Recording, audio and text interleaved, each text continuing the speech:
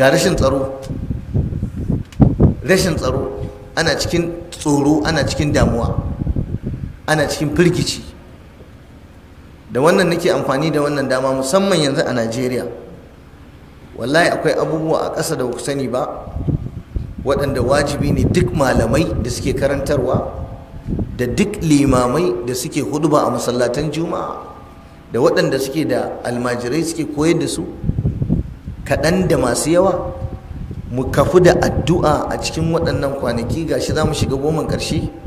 Allah ya ba mu lafiya da zaman lafiya a Najeriya. Ina gaya muku muna da tsananin buƙatar addu'a a wannan roƙon Allah. Jama'a kowa da kowa, da manya da yara da matan aure da waɗanda ba na aure ba, da masallatai na juma'a da khamsus salawati da dukkan wuraren tafsirai da karatuttuka, lalle a rinka daga hannu ana addu'a a lamarin Najeriya. Tana fa buƙatar addu'a. Allah ya ba mu zaman lafiya.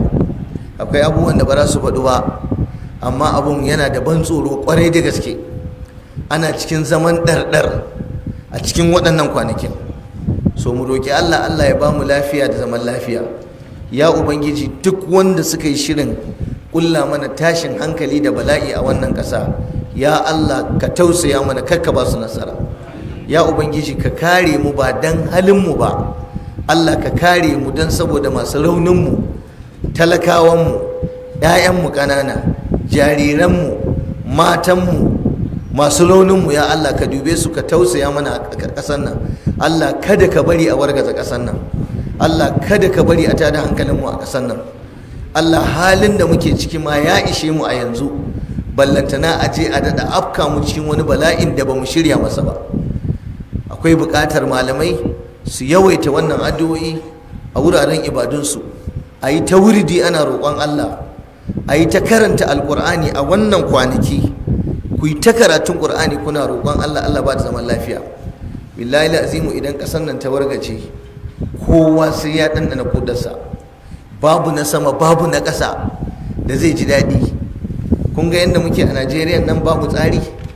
Idan tashin hankali da rikici ya balle a ƙasar nan, to sai mun fi kowa shan wahala a duniya.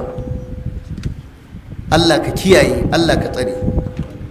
Akwai abubuwa marasa kyau, marasa daɗi, wanda akwai buƙatar mu dage da addu'a.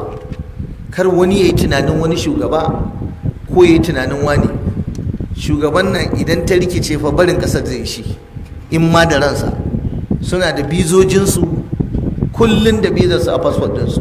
Da gari ya yi hayya za ka ji su a airport sun tafi.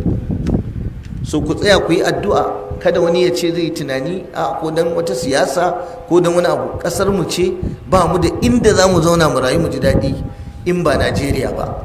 So idan muka bari ta lalace, kuma in muka ji zafi saboda zaluncin da wasu masu mulki suke yi, muka ce bari mu bar ƙasar ta lalace, to mu za mu fara ɗanɗana kashinmu a hannu. Wallahi mu za mu wahala, musamman talaka da bai da komai. Duk lokacin da aka ce an rufe kasuwa, ba a zuwa kasuwa, ka shiga uku. Duk lokacin da aka ce ba a zuwa aiki, ballantana a samu albashi, ka shiga uku. Duk lokacin da aka ce ba ka da aminci a hanyar da za a bi a datse ma hanya, a kakkashe na kashewa, ka shiga uku. Duk lokacin da aka ce kuka wayi gari ba ku da garanti, dare ɗaya za a zo a yi taɓarin wuta a garin ku, a kakkashe ku, kun shiga uku. Labarin ba shi da daɗi. So mu yi amfani da wannan dama ta Ramadana, a irin wannan lokaci da Allah yake gaggawan karɓar addu'a, mu roƙi Allah, Allah ya ba mu lafiya da zaman lafiya a wannan ƙasa ta mu ta Najeriya. Duk wanda yake babba ne a ƙasar nan yanzu, wallahi cikinsa ya ɗura ruwa, saboda sun fi mu sanin me ƙasar take ciki. So kuma duk wanda ake bashi labarin menene hakikanin yadda ƙasar take ciki a yanzu, to shi ma dole cikinsa ya ɗora ruwa.